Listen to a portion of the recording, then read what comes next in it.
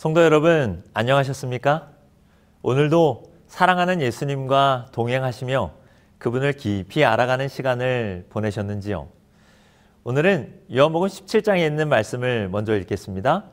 영생은 곧 유일하신 참 하나님과 그가 보내신 자 예수 그리스도를 아는 것이니이다.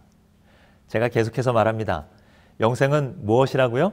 바로 하나님과 예수 그리스도를 아는 것이라고 성경은 말합니다. 영생은 우리가 무엇을 행함으로 얻어지는 것이 아니라 하나님을 알고 예수님을 알므로 그분과 깊은 사랑의 관계를 맺을 때 자연스럽게 주어지는 선물인 것입니다.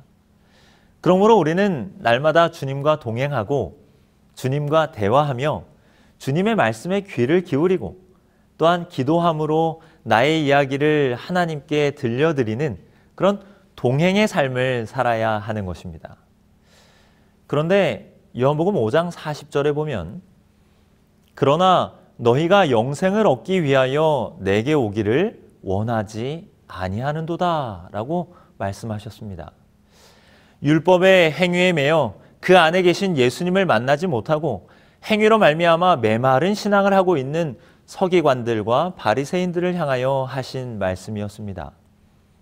그런데 현재를 살아가는 우리들에게는 이 말씀이 이렇게 적용되어질 수 있습니다. 우리가 예수님을 만나고 그분을 알고 그분과 동행하기 위하여 믿음을 갖고 있는 것이 아니라 내가 누리고 얻을 복만을 바라보며 신앙을 하는 것입니다. 예수님이 어떤 분이신지는 별로 궁금하지 않습니다.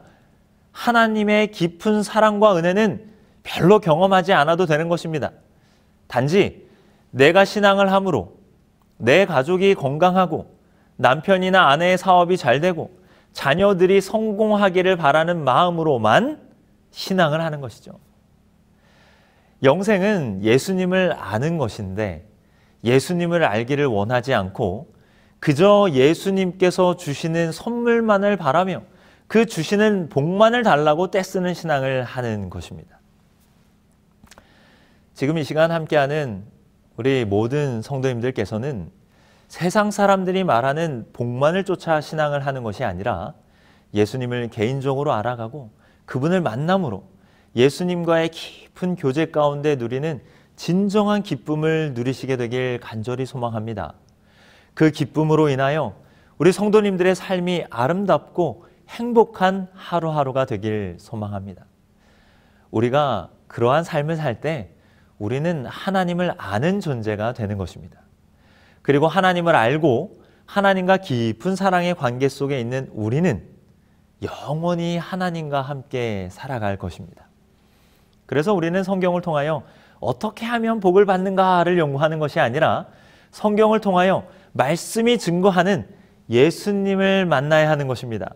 그리고 예수님의 마음을 느끼고 깨닫고 감동받는 우리 성도님들이 되어야 하는 것입니다.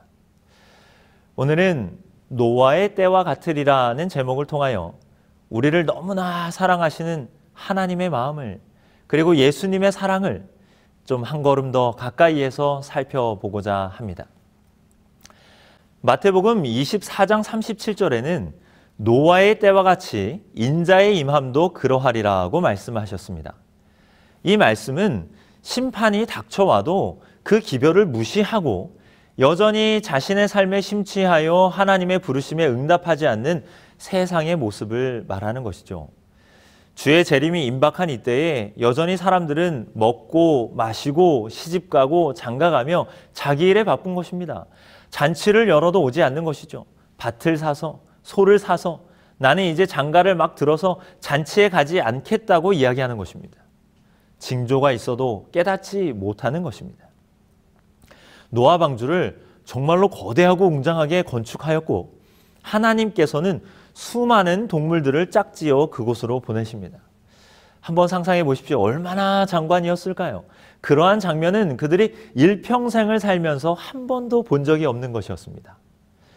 그러나 사람들은 잠시 놀랄 뿐 여전히 떠오르는 태양을 바라보며 내일도 모레도 그리고 앞으로도 영원히 이와 같이 평온한 날들이 이어질 것이라고 생각하였습니다. 지금도 마찬가지라는 것이죠. 처처에 기근이 있고 지진이 일어나고 있습니다. 얼마 전에도 튀르기예와 시리아에 큰 지진이 임하였죠. 다시는 전쟁으로 인해 사람들이 죽지 않을 것 같은 이 시대에 우크라이나와 러시아는 전쟁 중에 있고 수많은 나라에서 내전이 벌어지고 있는 것입니다. 예수님께서 말씀하신 마지막 시대에 우리는 살고 있는 것입니다. 마지막 시대가 되면 사랑이 식어지리라 고 말씀하셨는데 지금은 사랑이 식어지는 그 시대에 우리가 있는 것입니다. 현재를 살고 있는 우리들의 모습이 노아의 때와 마찬가지로 임박한 주의 재림을 기다리지 않고 믿지 않고 자신들의 삶에만 열중하고 있다는 것입니다. 이러한 상황이 노아의 때와 같다라는 것이죠. 그런데 노아의 때와 지금이 같은 또 한 가지가 있습니다. 그것은 우리를 사랑하시는 하나님 아버지의 사랑의 기다림과 외침입니다. 베드로후서 3장 8절로 9절에 보면 사랑하는 자들아 죽게는 하루가 1000년 같고 1000년이 하루 같다는 이 한 가지를 잊지 말라.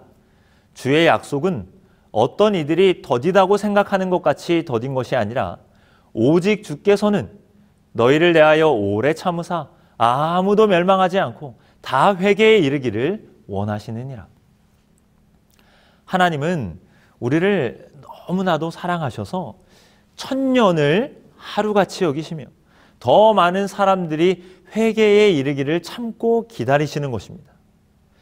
우리를 만나고 싶어 하시는 그 사랑의 크기와 간절함은 너무 커서 하루를 1000년의 시간처럼 힘들게 참고 계시지만 영혼을 사랑하시는 그 마음이 또한 1000년을 하루같이 참으시며 재림의 때를 기다리고 또한 늦추고 계시는 것이죠. 요한계시록 20장 20절에는 이것들을 증언하신 이가 이르시되 내가 진실로 속히 오리라 하시거늘 아멘 주 예수여 오시옵소서라고 기록되어 있습니다. 예수님께서는 속히 오신다고 말씀하셨어요. 그런데 벌써 2000년의 시간이 지났습니다. 이런 성경의 말씀을 보면서 많은 사람들이 외칩니다. 예수님은 왜 안 오시는가? 예수님의 재림은 헛된 약속인가? 예수님은 다시 오시지 않는 것이 틀림없다 라고 이야기하며 그저 이 땅에서 잘 사는 것이 천국이다 라고 주장하는 사람들도 있습니다. 그러나 1000년을 하루같이 하루를 1000년같이 참고 기다리시는 하나님의 사랑의 마음을 우리는 깨닫고 깊이 살펴봐야 하는 것입니다. 노아의 때도 마찬가지였습니다. 하나님께서 갑자기 세상에 죄악이 가득함을 보시고 홍수를 땅에 그냥 확 보내셔가지고 세상을 물로 싹 청소해 버리신 것이 아닙니다.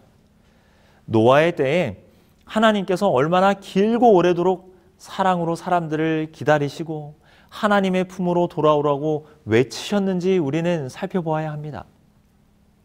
창세기 5장 21절에서 23절의 말씀을 보면 에녹은 65세에 무드셀라를 낳았고 무드셀라를 낳은 후 300년을 하나님과 동행하며 자녀들을 낳았으며 그는 365세를 살았더라. 먼저 하나님과 동행하였던 에녹의 삶을 좀 살펴볼 필요가 있습니다. 에녹은 65세에 무드셀라를 낳았고 이후 300년을 하나님과 동행하였다고 성경은 말합니다. 그렇다면 하나님과 동행하였던 에녹의 삶은 어떠했을까요? 세상과는 모든 것을 단절하고 홀로 외딴 곳에 들어가 아무도 없는 곳에서 하나님만을 생각하며 사는 사람이었을까요? 아닙니다. 하나님과 동행하는 사람은 하나님께서 가신 곳에 함께 가는 사람이고 하나님께서 사랑하는 것을 함께 사랑하는 사람이고 하나님께서 마음 아파하는 일이 있으면 함께 마음 아파하는 사람이 하나님과 동행하는 사람입니다. 하나님은 에녹뿐 아니라 세상에 있는 많은 영혼들도 사랑하시는 분이셨어요. 그리고 그들이 구원에 이르기를 원하는 분이십니다. 그 마음을 알고 하나님과 동행하였던 에녹은 세상을 향하여 하나님의 마음을 가지고 심판의 기별을 전하는 자였습니다. 부조화 선지자 86페이지에는 에녹은 두려움 없이 죄를 책망하였다. 그는 그의 시대의 백성들에게 그리스도 안에 있는 하나님의 사랑을 설교하며 그들의 악행을 버리라고 간청하면서 도처에 횡행하는 죄악을 책망하고 범죄자들에게 분명히 심판이 내릴 것이라고 그의 세대 사람들에게 경고하였다. 죄악이 가득한 곳에서 죄를 책망하며 하나님의 사랑을 설교하고 심판의 기별을 전하였던 사람이 바로 하나님과 동행하였던 에녹이었습니다. 하나님과 동행하는 삶은 깊은 산 속에 홀로 들어가 은둔 생활을 하는 것이 아닙니다. 하나님께서 가시는 곳에 함께 나아가 하나님의 마음을 대변하는 삶이 동행의 삶인 것입니다. 우리는 에녹의 삶을 통해서 노아 홍수 이전부터 이미 하나님께서는 세상 사람들이 죄에서부터 돌이키길 간절히 원하셨음을 알 수 있는 것입니다. 특별히 에녹은 자신의 아들의 이름을 무드셀라라고 지었습니다. 무드셀라의 이름의 뜻은 그가 죽을 때에 그것을 보낸다. 의역하면 그가 죽을 때에, 즉 무드셀라가 죽을 때에 심판을, 홍수를 보낸다는 뜻이 무드셀라의 이름의 뜻이었습니다. 하나님께서는 에녹을 통하여 심판의 기별을 전하셨고 에녹은 자신의 아들의 이름을 그리고 자신의 아들의 삶을 통하여 이 세상에 심판이 올 것을 증거한 것입니다. 여기서 우리가 주목해야 하는 부분은 무드셀라의 나이를 볼 필요가 있습니다. 무드셀라는 몇 살을 살고 죽었습니까? 네, 맞아요. 그는 969세를 살고 죽었더라라고 성경은 기록합니다. 969세를 살았습니다. 무드셀라는 인류의 역사상 가장 장수한 사람이었습니다. 왜 그랬을까요? 그것은 죽어가는 영혼들을 위하여 천년을 하루같이 참으시고 기다리시는 하나님의 사랑의 마음이 그의 삶에 담겨져 있기 때문입니다. 무드셀라가 죽을 때에 심판이 오는 것입니다. 그러니 무드셀라의 마음은 어땠을까요? 그의 하루하루의 삶은, 1년 1년의 삶은 얼마나 소중했을까요? 무드셀라는 아버지의 에녹의 뜻에 따라 하나님의 마음을 따라 그도 심판의 기별을 증거하였습니다. 그리고 더 많은 영혼들이 회심하기를 바라는 간절한 마음으로 하루하루를 더 살아나갔고 결국 그는 가장 장수한 사람이 된 것입니다. 그가 그토록 오래 산 것은 하나님의 마음을 가지고 살았기 때문입니다. 더 많은 영혼들이 하나님의 품을 찾을 수 있도록 은혜와 사랑의 기간을 더 오랫동안 주기 위하여 그 오랜 시간을 살아간 것입니다. 그것이 하나님의 마음이었습니다. 복음의 기별이 아담, 셋, 에녹, 그리고 누구에게로 전해졌다고요? 네, 무드셀라, 그리고 노아에게 전해졌습니다. 무드셀라의 삶은 복음을 증거하는 삶이었습니다. 그는 태어나면서부터 자신의 사명을 깨달은 자였습니다. 그리고 300년이 지난 후 아버지 에녹이 하나님 곁으로 간 것은 무드셀라에게 더 큰 믿음의 증거가 되었을 것입니다. 그리고 그는 손자 노아와 함께 복음을 증거하는 삶을 살았습니다. 저는 오늘 우리 성도님들과 함께 산수를 하지는 않을 것입니다. 혹 시간이 되실 때 창세기 5장을 펴시고 믿음의 조상들의 나이를 한번 계산해 보시기 바랍니다. 에녹이 65세에 무드셀라를 낳았고 무드셀라는 187세에 라멕을 낳았고 라멕은 182세에 노아를 낳았고 이렇게 쭉 계산을 해보시면 홍수가 일어난 노아가 600세 되던 해가 바로 에녹의 아들 무드셀라가 죽었던 해와 같음을 우리는 알게 됩니다. 정확하게 성취된 살아있는 예언의 삶이 무드셀라의 삶이었습니다. 노아 홍수 당시에 무드셀라보다 나이가 많은 사람은 있었을까요? 없었을까요? 없었습니다. 홍수 당시에 살아있던 모든 사람은 무드셀라보다 어렸습니다. 왜냐하면 그는 가장 장수한 사람이었기 때문입니다. 그리고 심판의 기별을 듣지 못한 자들은 없었습니다. 이것이 바로 하나님의 사랑이며 사랑의 기다림인 것입니다. 969년, 거의 1000년의 기다림을 통하여 심판의 기별을 땅끝까지 증거하신 하나님의 사랑입니다. 더 많은 영혼이 하나님의 사랑을 깨닫고 돌아오기를 기다리시는 하나님. 하나님은 우리를 사랑하셔서 기다리고 계십니다. 지금이 노아의 때와 같은 것은 그 사랑의 기다림이 지금 우리에게 은혜의 시간을 만들어주고 있는 것입니다. 바로 그것이 노아의 때와 같은 것입니다. 디모데전서 2장 4절은 하나님은 모든 사람이 구원을 받으며 진리를 아는 데에 이르기를 원하시느니라고 기록하고 있습니다. 저희 아버지께서는 신앙을 가진 가정에서 태어나지 않으시고 어렸을 때 성경학교를 통하여 신앙을 갖게 되셨습니다. 그렇게 믿음을 갖게 되신 아버지께서는 안식일이면 학교에 가지 않으시고 교회로 가신 것입니다.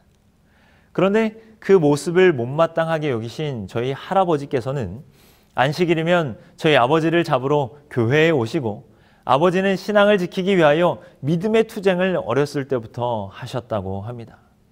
초등학교 시절 그리고 중학교 시절도 그렇게 할아버지에게 매를 맞으며 안식일을 지키셨던 아버지, 심지어 집안에 갇히기도 하시면서 신앙을 하시던 아버지께서는 결국 믿음을 지키시기 위하여 젊은 나이에 집을 나와 바닷가 한적한 조용한 마을에서 작은 공장에 다니시면서 재림신앙을 하시는 장로님의 밑에서 신앙을 지키시고 일을 하셨다고 합니다.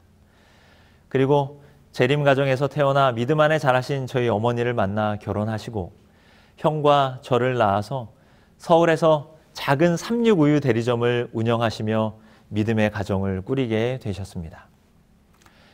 그런데 여전히 신앙을 하지 않으셨던 할아버지, 할머니께서는 당뇨로 인하여 몸이 많이 쇠약해지셨고 병원에 자주 입원하시게 되었습니다.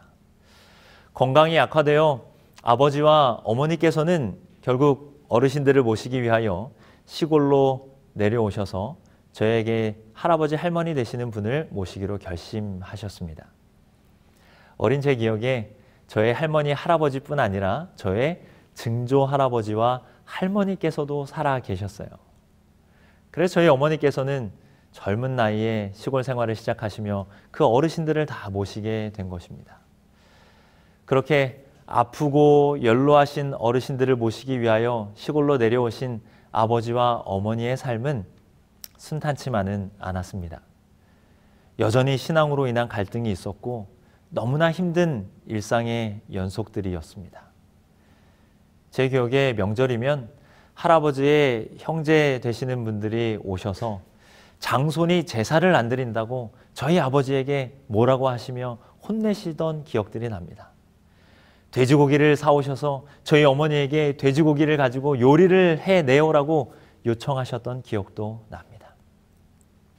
그러나 아버지와 어머니의 간절한 기도의 제목은 할아버지, 할머니께서 하나님을 믿는 믿음을 갖는 것이었습니다. 그리고 정성스럽게 저희 할아버지와 할머니를 모셨습니다. 그러나 그 기도의 응답은 빠르지 않았습니다. 저와 형이 초등학교, 중학교, 고등학교를 졸업할 때도 여전히 그 기도는 응답되어지지 않았어요. 그러나 아버지와 어머니께서는 끊임없이 기도하셨고 드디어 저의 할머니께서 먼저 신앙을 시작하셨습니다. 그리고 제가 신학과에 입학을 하게 되었을 때 얼마 안 돼요. 저희 할아버지께서는 식사하시며 못 이기시는 척 이렇게 얘기를 하셨어요. 아이고, 손자 둘이 다 목사한다고 신학과에 들어갔는데 이 할애비도 이제 교회에 다녀야지 하시면서 하나님을 믿기로 결심하시고 침례를 받고 하나님의 자녀가 되셨습니다. 얼마나 감사하던지요. 얼마나 기쁘던지요. 저희 부모님에게 할아버지는 무서운 분이셨지만 사실 손자인 저에게는 할아버지는 따뜻한 분이셨습니다. 어렸을 때 안식일이면 얼마나 텔레비가 보고 싶었는지 그때면 할아버지 방으로 뛰어들어가 할아버지 품에서 보고 싶었던 만화를 보고 텔레비전을 보고 했던 기억이 납니다. 할아버지 심부름도 잘 해드리면서 할아버지의 사랑을 듬뿍 받았던 손자인 저에게 할아버지가 믿음을 가지고 하나님의 자녀가 되셨다는 그 사실은 저에게 너무나도 큰 선물이었고 감동적인 일이었습니다. 그리고 몇 년의 시간이 흘러 저의 형도 목회를 시작하였고 저도 인턴 전도사가 되어 한 교회에서 사역을 시작한 지 얼마 안 되었을 때 저희 할아버지께서는 병환으로 주 안에 잠드시게 되었습니다. 임종을 얼마 남겨두지 않은 시간에 할아버지의 손을 잡고 그렇게 물었어요. 할아버지, 예수님 다시 오실 때 저랑 같이 하늘에 꼭 같이 가요. 라고 물었을 때 가쁜 숨을 몰아쉬시면서 이제는 더 이상 말할 힘이 없으셔서 고개를 끄덕이시며 눈으로 대답하시던 할아버지의 모습이 생생합니다. 예수님의 믿음을 잠드시기 전에 자녀 손들 앞에서 다시 한번 고백하시고 그 믿음을 간직하시고 재림의 소망을 간직하시며 주 안에 잠드신 할아버지를 생각할 때면 하루를 천년같이 참으시며 모든 사람들이 구원에 이르기를 고대하시는 하나님의 사랑에 깊은 감사를 드리게 되는 것입니다. 하나님께서 기다리지 않으시고 일찍 오셨다면 신앙을 간직한 아들과 며느리를 핍박하시던 그 당시에 예수님께서 오셨다면 제가 사랑하는 할아버지와 할머니는 어찌 보면 재림의 날 만나지 못하는 분이 되셨을 수도 있는 것입니다. 저에게 하나님의 기다림은 정말 소중한 선물입니다. 지금도 여전히 노아의 때와 같이 천년을 하루처럼 참고 우리들의 회심을 기다리시는 하나님의 계심에 감사를 드립니다. 노아의 때와 같으리라. 주의 재림을 앞둔 이 시점에 모든 것은 노아의 때와 같습니다. 여전히 세상은 악하고 이기점이며 세상의 수많은 징조들 앞에서도 세상은 진리의 기별을 조롱하고 비웃는 것입니다.